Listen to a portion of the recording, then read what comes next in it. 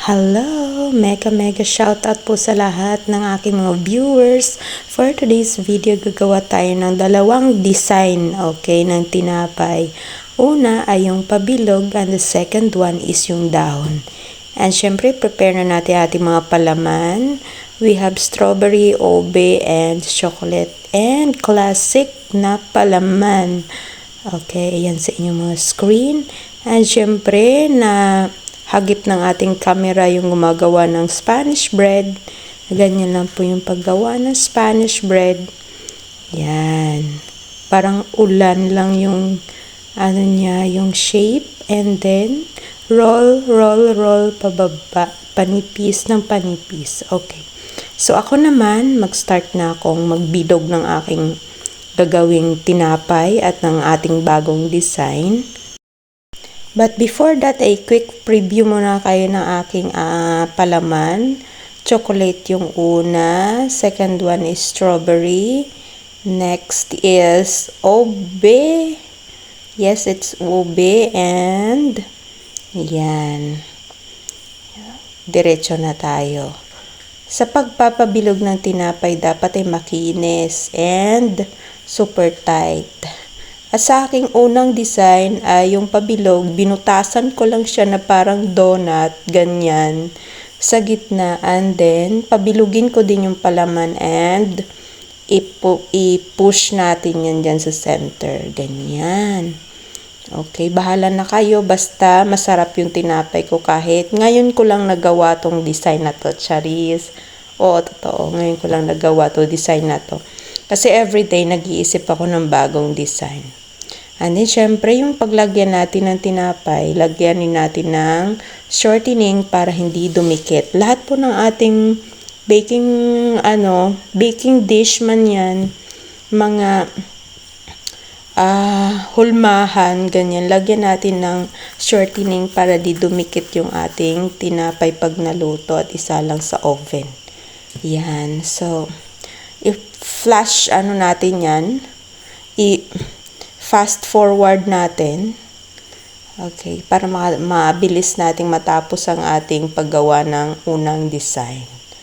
Ayan, so strawberry flavor ang ating palaman dyan. Ang mixture niyan is 200 grams kasi maramihan ako gumawa ng palaman. So 200 grams ng third class flour, and then margarine is 200 grams and sugar is 200 grams and milk is 40 grams, and kung gusto nyo mag-add ng ng fine breadcrumbs ay 50 grams. Ayan. So ganyan na, i-zoom natin. Ganyan lang ang paggawa, parang donut. Yan, then push. Yan. Alright, kuha nyo na ba?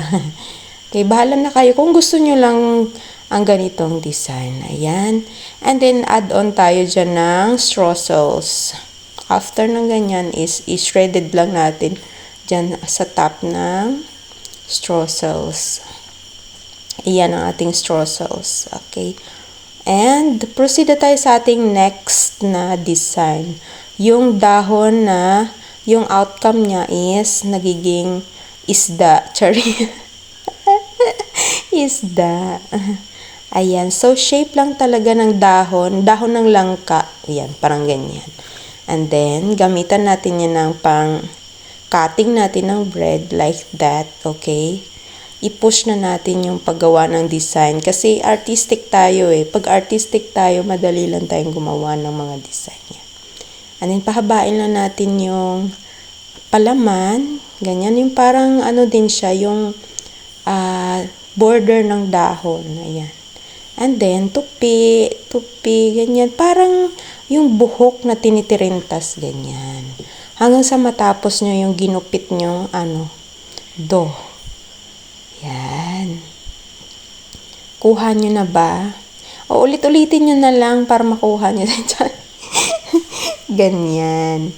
And then, i-close. Yung pinaka-last, i-close nyo para siya, ipailalim para hindi siya magtanggal pag umalsa na siya. Kasi papaalsahin natin yan ng 3 to 5 hours. Ayan. So, ayan yung bagong pa lang, bagong gawa natin. So, ayan, ganyan ang pagsalansan. And then, after 3 to 4 hours to 5 maximum ay, ganyan din, sinalang na natin at naluto na yan. Ganyan lang ang pagmumukha ng ating tinapay, guys. So, kung wala kayong idea, ganyan, gayahin nyo, bala kayo. Thank you for watching. Bye! Ciao pa!